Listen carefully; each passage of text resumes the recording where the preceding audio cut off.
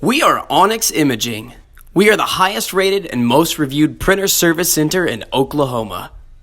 Hey there YouTubers, it's your girl Brett over here at Onyx. Today I'm going to show you how to change your toner cartridges in an HP CP1518. In this printer it takes a CP540 series toner cartridge. So what you're going to do is you're going to open this front door here, pull this blue little lever, it's going to pop this tray out and it'll just roll on out for you. So here is your toners. You're going to go ahead and take your old toner out. Make sure not to touch this. You don't want to get any fingerprints or oils on it because then it can cause your quality to not, come out very well. And right here are your color guides to where which colors you need to put in that slot. So you're going to take your old toner out, get your new one, put it in gently, and then you'll just shut your tray here and your hatch, and you'll be good to go. Your printer will configure. If you're in need of supplies or quote, give your girl Brett a call and have a great day. Thank you for watching.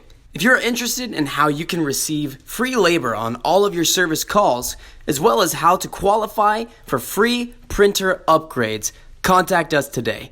We are here for all of your printer and office supply needs.